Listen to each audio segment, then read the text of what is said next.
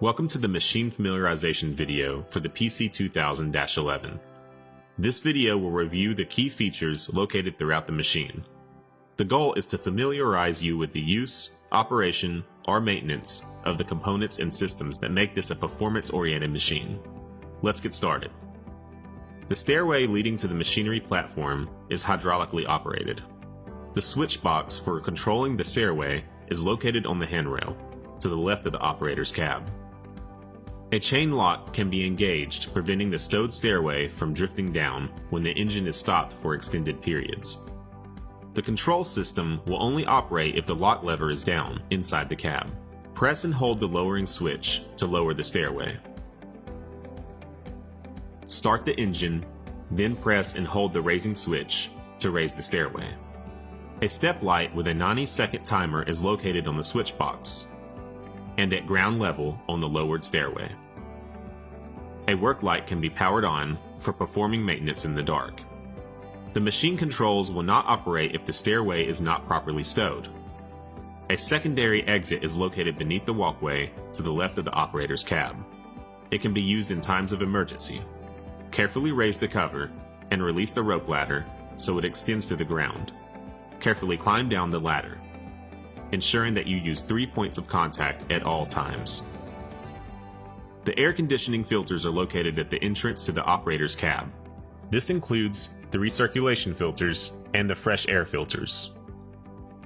Beneath the operator's cab, there is a walkway leading to the entry door for the cab riser. Notice the condenser for the upper and the lower air conditioning units. On the side of the cabinet, there is an inspection hole for viewing the refrigerant charge on the receiver dryers. Below the condenser cabinet is the installation for the system operating lamp, the battery isolator, and the starter isolator.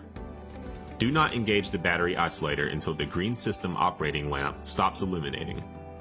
The battery isolator can be engaged and locked to disconnect battery electrical power from the machine.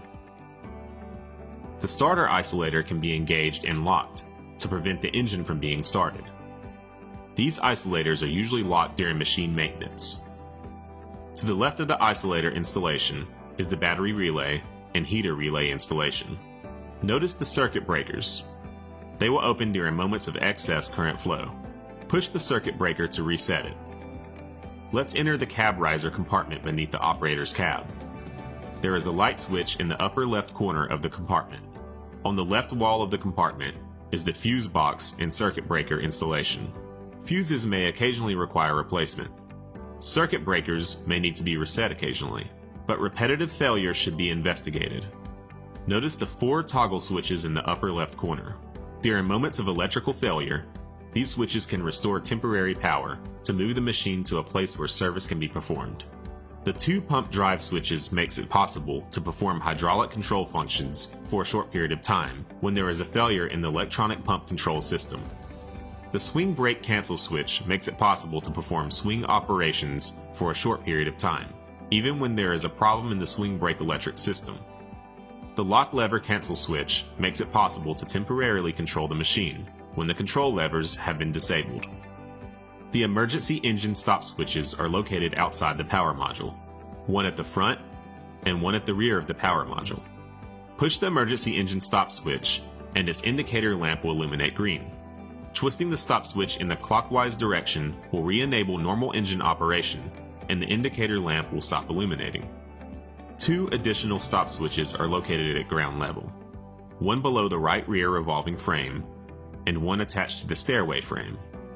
These switches stop the engine by pulling on a cord. An indicator lamp illuminates when this happens. Pull the cord a second time to re-enable engine operation. There are 2 valves located at ground level for draining water and sediment from the bottom of the fuel tank. Position an appropriate container to catch the drained fluid. Then open the valve closest to the drain. Open the second valve located at the bottom of the fuel tank to drain water and sediment. Close the valves in reverse order when the operation is complete.